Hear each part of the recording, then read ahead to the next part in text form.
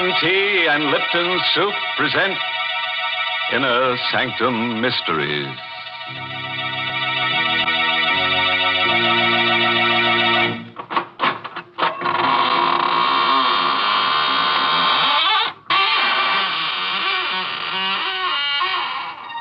Good evening, friend.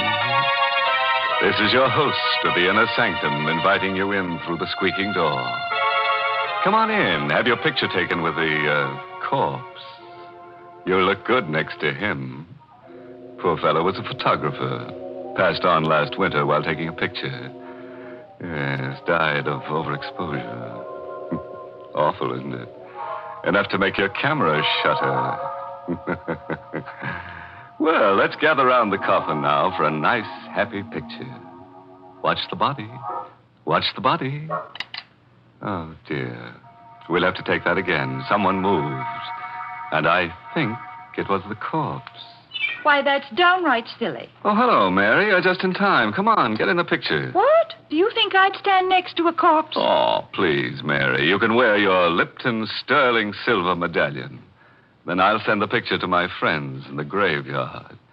Why, Mary, with your figure, your symmetry, they'll probably elect you Miss Cemetery of 1945. Wouldn't that be nice? Hmm? Thank you, but I can do without that honor. And as far as the sterling silver medallion is concerned, it's mighty popular right now. I've been getting hundreds of letters from ladies all over the country telling me how much they appreciate it. You see, the medallion is made of real sterling silver.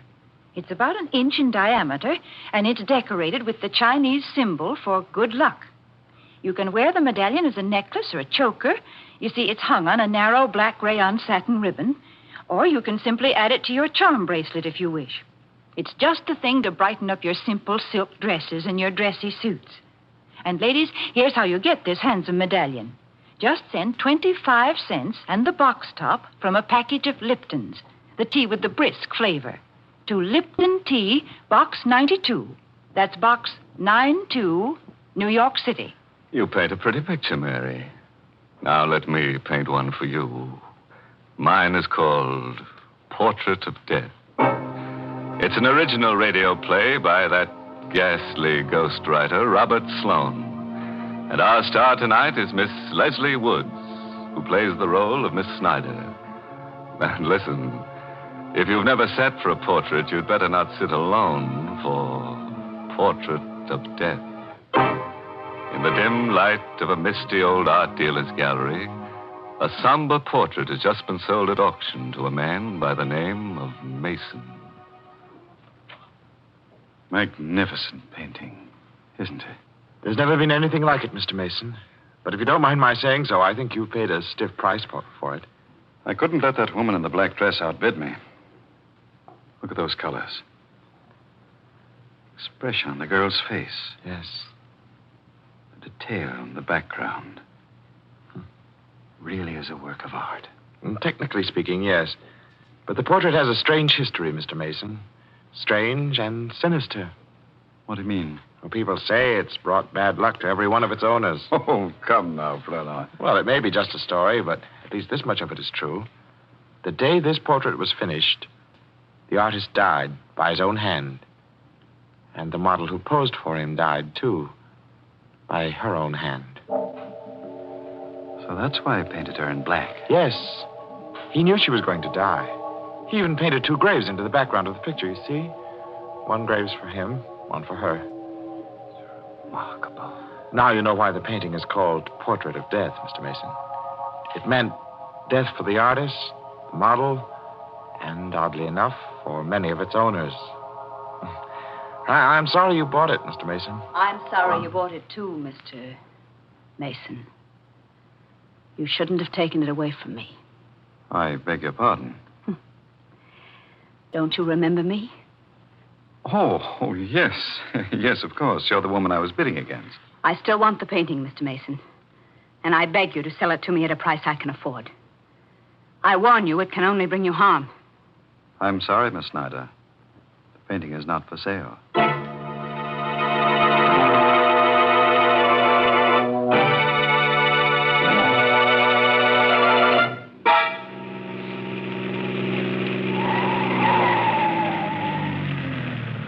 Mr. Flournoy. You didn't have to drive me all the way home with this painting.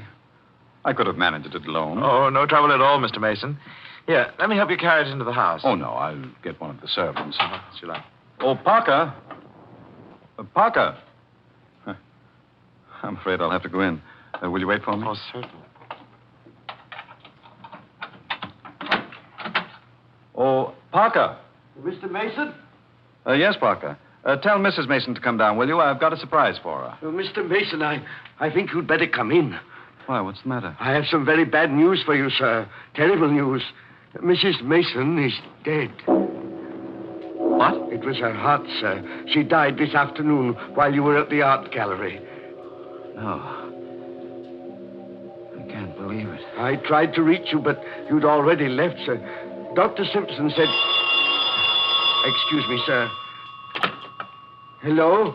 Mr. Mason's residence? Is Mr. Mason there, please? This is Miss Snyder calling. Just a moment, please. It's for you, sir. Oh. Thank you. Hello? Mr. Mason, I still want that painting. What? Don't you think you'd better sell it to me? It can only bring you harm. I'll think it over. Don't wait too long, Mr. Mason. I warn you. Don't wait too long.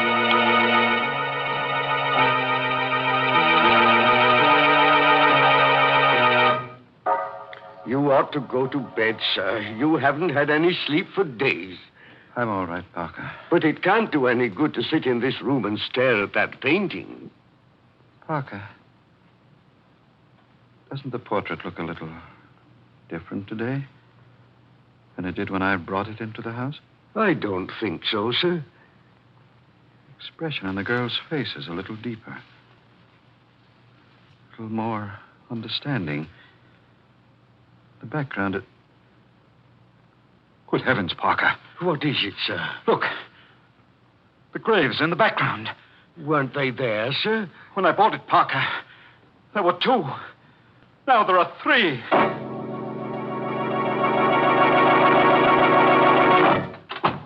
I'm so glad you could come out here, Mr. Flournoy. I had to speak to you. I came as soon as I could. Did you bring the catalog? Oh, yes, I did, Mr. Mason. What is it? What's wrong? Let me see a picture of that portrait, please. Yes, of course. Portrait. Here it is. Portrait of death. There. I was right. There were only 2 graves in the original painting. Well, of course, Mr. Mason. I told you there were 2 the day you bought it. But now there are 3, Flournoy. 3 graves. What? Come. I'll show you. Oh, Mr. Mason, please. There are 3, I tell you. The 3rd one's been there ever since my wife died. But that's impossible. You must be See imagining... for yourself, Flournoy. Here. 1, 2, 3. Mr. Mason, Why are you looking at me like that? you need a rest. Arrest? What are you talking about? Don't you understand? There are only 2 graves in that portrait. The 3rd one is in your mind. You mean there isn't a 3rd grave on this painting? No. You've been under such a strain these past few days. I must be losing my mind. Oh, no, I'm sure it isn't as serious as all that. It's only natural for you to be upset about your wife. I want to get rid of the portrait. I want to sell it. Right away. Well, I don't know how soon I can dispose of it for you, Mr. Mason. Under the circumstances, it might be hard to arrange a That woman sale. will buy it, won't she? Who? That woman who's been pestering me for it.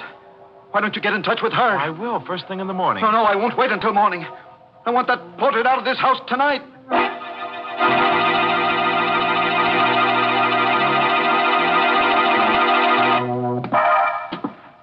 Parker.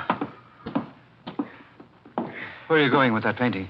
Why, I was taking it to the garage, sir. What for? You said you didn't want it in the house tonight. I thought I might return it to the dealer. Mr. Flournoy hasn't called back yet? No, sir. Well, I'll take it to him myself. Is the car ready? Yes, sir, but I hardly think you ought to go alone, Mr. Mason. You're in no condition. I brought that portrait into this house, and I'll take it back alone.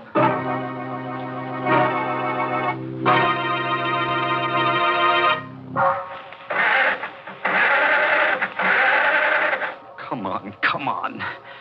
What the devil is the matter with this car? I should have had Parker take it out of the garage for me. Confound it. I'll get that painting out of here if I have to carry it out with my hands. Portrait of death. You are a portrait of death. You, with those searing eyes, that faint half smile. I'll never see your face again. Not as long as... No. No.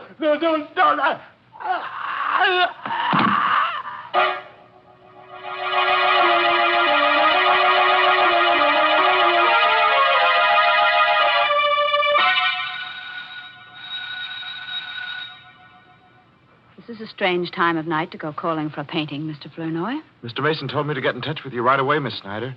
He was determined to have you pick up the portrait tonight. Well, I hope he isn't asleep. Yes. Nobody seems to be answering the door. Oh, wait a moment. There's a light in the garage. Oh, good heavens, what was that? It sounded like a scream from the back of the house. Come on, we better hurry. Come on, Miss Snyder. There's somebody in the garage. Why, hey, Parker. Yes, What's sir. the matter, Parker? Why'd you scream? It's Mr. Mason, sir. He's dead. What? I just found him, sir, slumped over on the floor of the car. How awful. Maybe he was asphyxiated. No, the motor wasn't running, sir. It's the portrait. The portrait killed him, just as it did the other. It does seem strange. He came to the garage about an hour ago, carrying the painting in his arms. Well, didn't you help him? He wouldn't let me, sir. He insisted on being alone. That's strange. Look at these marks on his neck. As if he'd been strangled with a fine chain. Or a woman's necklace. What do you mean by that? Nothing. Did you think I was accusing you, Miss Snyder? I don't know. Good heavens, Mr. Flournoy. Look at the portrait. Oh, what's wrong? The necklace, sir. The necklace that was painted on the girl's throat. It's gone.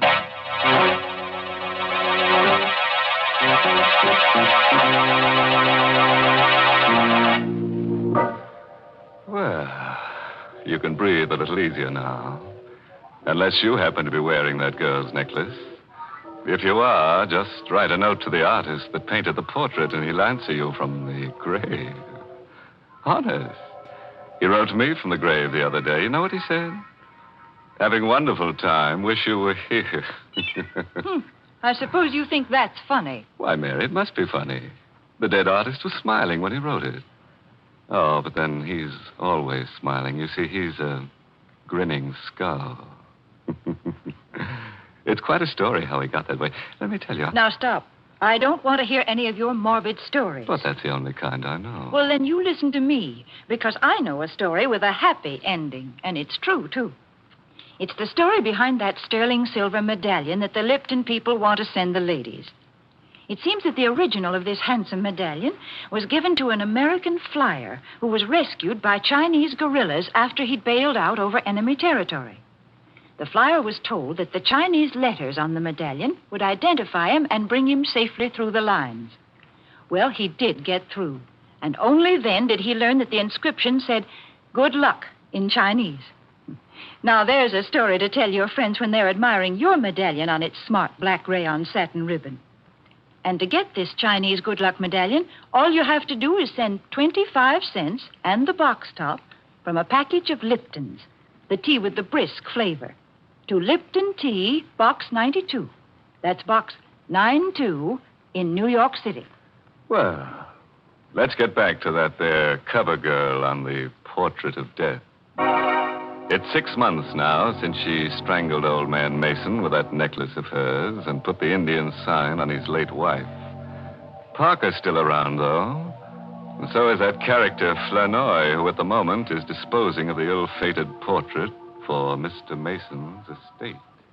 Mr. Davis, I believe you're the only man in the world who wants this painting. And I really can't see why you want it, knowing its history. Mr. Flournoy, that kind of history doesn't mean a thing to me. Oh? May I take it with me now? Oh, certainly. Parker, Yes, sir. would you be good enough to help Mr. Davis with the painting? If you don't mind, sir, I'd rather not touch it. I haven't seen it since Mr. Mason died, and I don't care to see it now, sir. All right, Parker. I'll help you, Mr. Davis. Thank you very much. It's a very heavy frame, you know. It's really too heavy. Wait, that's incredible. What is it, Mr. Flournoy? What's wrong? Parker, you say you haven't touched this painting since Mr. Mason died? No, sir. Well, look at it. The girl is wearing her necklace again.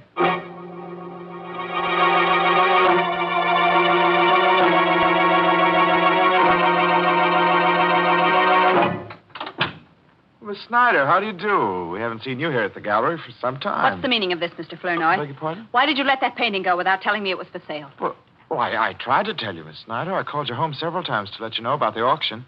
I was never able to reach you. Didn't you know I was away on a trip? No, I didn't. Then why didn't you find out, you stupid fool? How many times have I told you I must have that painting? Well, I'm sorry, Miss Snyder. Never mind. Who is this Mr. Davis? Where does he live and where can I find him? Why, I imagine you'll find him at his home. Here's his card. Give it to me. I don't think you'll gain anything by going up there, Miss You Snyder. keep out of this, Flournoy. I want that painting. And this time I'm going to get it.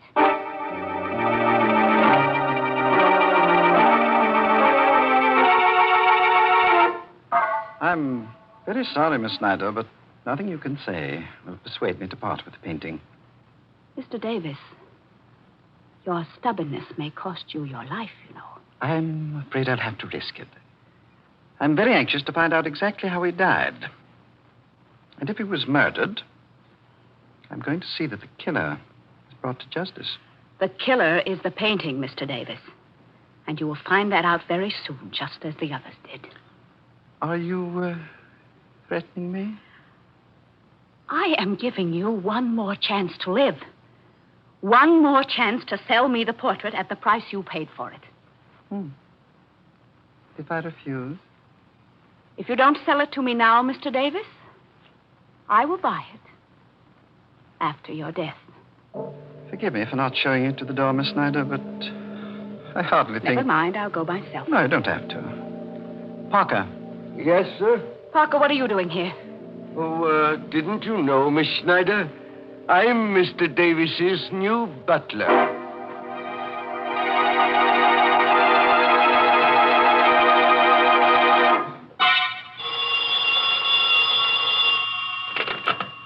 Hayden Art Company, Mr. Flournoy speaking. Mr. Flournoy, Yes, this is Mr. Flournoy. you had better come over to Mr. Davis's house right away. And don't tell anyone you're coming. What?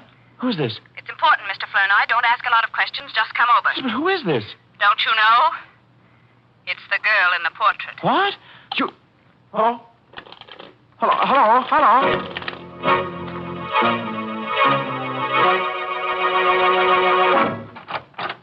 Come in, Mr. Flournoy. I thought it was you on the phone. Why didn't you tell me? I didn't want to mention any names. Come in, will you? All right. What's the hurry? What's this all about? I'll tell you in a minute. Does anyone know you came here? No, I don't think so. Good. What are you doing here? And where's Parker and Mr. Davis? Parker's left. He's gone away. I found a note from him on the foyer table there. Well, what about Mr. Davis? He's in the library. Well- Wait a moment. Don't go in there yet. He's dead. Mr. Davis? Yes, Mr. Davis. It's horrible, Flournoy. His head has been cut off. What do you mean? What happened? I don't know. I found him lying there on the library floor when I got here. He must have been killed with the axe from that suit of armor, you see. The armor's toppled over, and the falling axe must have landed on his neck. It would have to fall from a good height to sever his head, Miss Snyder. Well, the armor was mounted on a pedestal, and you can see for yourself how heavy that axe is. Yes, I see. You don't think I killed him, do you? I don't know. What are you doing here? I received a strange phone call telling me to meet Mr. Davis. When I got here, the door was open, and everything was just as you see it. Have you called the police? No, not yet. Why not? I wanted to speak to you first. You wanted to speak to me with a murdered man lying there on the floor? He wasn't murdered. It was an accident. The portrait killed him. I'll let the police decide that. Now, wait a minute, Mr. Flournoy. You are not going to phone the police until you've heard what I have to say. Go on, say it. I called you because I wanted you to help me. I want that portrait before it's passed on to Mr. Davis's heirs. What do you mean? I may never be able to buy it if it becomes part of his estate. But if you tear up his check and take mine, it doesn't have to become part of his estate. It will be mine, once and for all.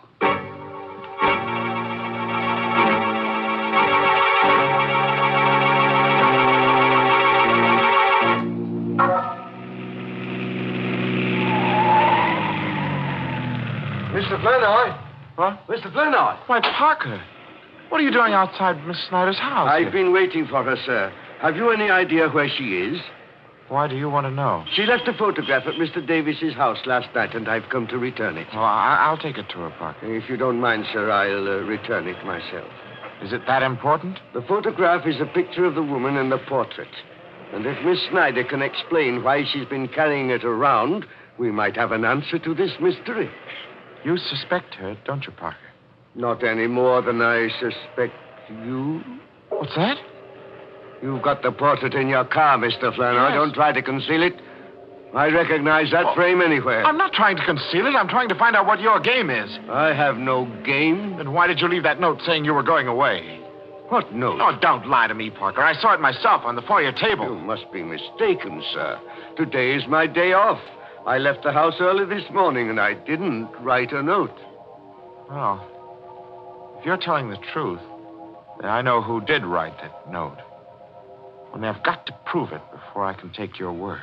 Oh, wait a moment, Mr. Flournoy. Where are you going? I'm going into the house for this painting. I'm going to set a trap for Miss Snyder. I'll go with you. What for? To help you carry the painting, Why- of course. But you'll spoil everything if you're seen, Parker. Then I won't be seen. I'll hide. What's the matter, Mr. Flournoy? You are not afraid of me, are you? I don't know.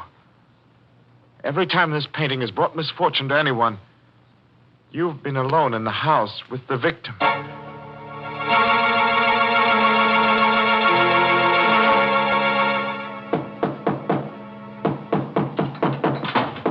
Is that you, Miss Snyder? Yes, where are you, Mr. Flournoy? I'm in your living room, hanging up the painting. I didn't ask you to do that. Take What? it down. Why?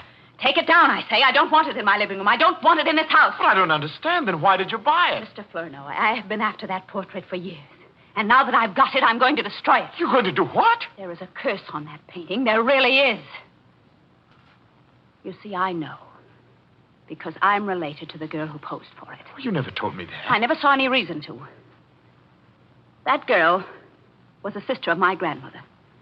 And ever since her death, my family has been haunted by that portrait.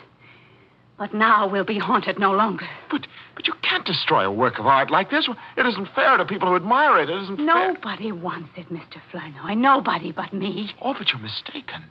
There is somebody who wants it. Wants it very much. Parker? Oh, no. No, Parker's dead. Dead? How do you know? I know because I killed him. Right here in the living room. I'm awfully sorry I didn't have time to dispose of the body, but I'll take care of him before I go. Oh, no, Mr. Flournoy. You didn't kill him. You couldn't. I had to. You see, he discovered the painting and the cars I drove up. He would have ruined all our plans. Plans? Yes.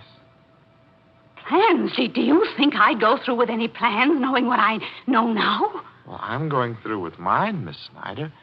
And I dare say I won't be suspected. What are you talking about? Nobody knows you stole this painting from Mr. Davis. Nobody knows but you and Parker. And I can trust Parker to keep the secret. You stay where you are. Don't be afraid. I've become an expert at the art of murder. It is an art, you know. Just as delicate as retouching old portraits, which happens to be a specialty of mine. You killed Davis and Mason and Mrs. Mason. Oh, no, not Mrs. Mason, no. Her death was only a coincidence. But it did give me the idea for the others. You see, I needed a series of deaths to completely destroy the value of that portrait. The legend was already there. All I had to do was help it along. Why? Well, I wanted the painting, Miss Snyder. I wanted it more than anything else in the world. An art dealer's clerk could hardly afford to pay for it. You're insane. You're... Well, we're all a little bit insane, aren't we? Don't you come near me. Don't. Shut up, you. Don't. Shut up. Yeah. The knife is cut. Sure. But if you struggle, don't struggle. You make me miss my mark. You're not going. I can't. You crazy devil, be still. No.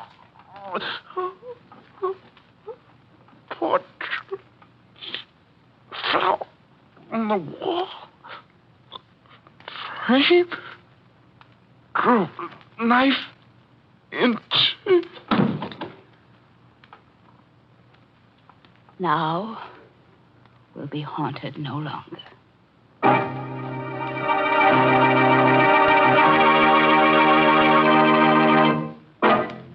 Poor old Flournoy, framed by a portrait. Still, it's better than being boiled in oils. But Davis is the guy who really had an interesting death. Yes, that armored axe did a smooth job. And the police might have thought it was purely accidental. That terrible picture.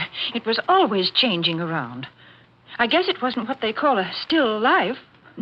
In fact, I'm surprised there's still life left in any of the people in the story. Well, drown me in a cup of Lipton tea if Mary didn't make a joke. So I did.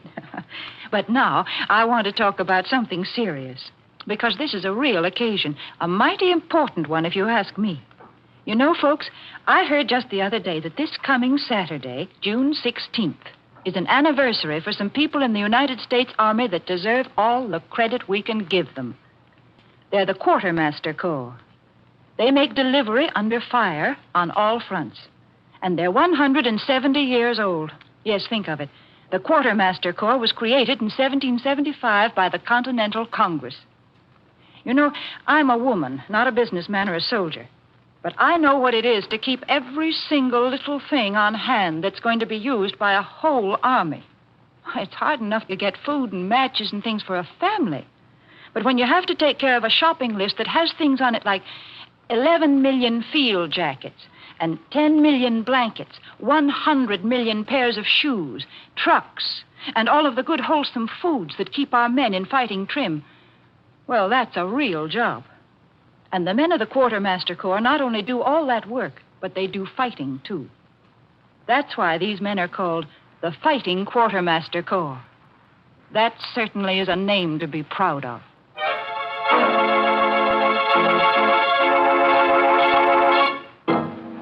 Well, it's time to go back to my slab now and swap a few stories in the smoker of the crematorium. Oh, before I leave, this month's Inner Sanctum mystery novel is Lay That Pistol Down by Richard Powell. Yes, and next week's Inner Sanctum story, directed by Hyman Brown and brought to you by Lipton Tea and Lipton Soup. Next week's story is just your meat. That is, if you like human meat. It's about a man who's been dead for 6 years. So, of course, his wife doesn't recognize him when he comes home. In fact, nobody recognizes him. So he goes around killing people to refresh their memory. I guess he figures that if they can't remember him, they might just as well remember nothing. Now it's really time to close the squeaking door, so good night. Pleasant dreams.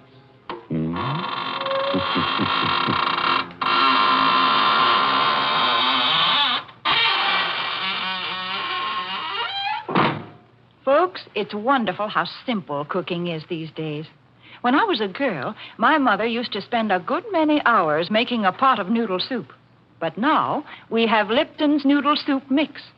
When you use Lipton's, you just empty the contents of the package into boiling water, and in no time at all, soup's on. And what delicious chickeny tasting soup it is.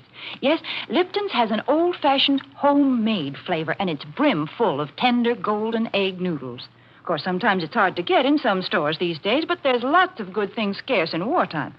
So, folks, don't forget to ask for Lipton's noodle soup. And don't forget to tune in next Tuesday night for another Inner Sanctum mystery. This is CBS, the Columbia Broadcasting System.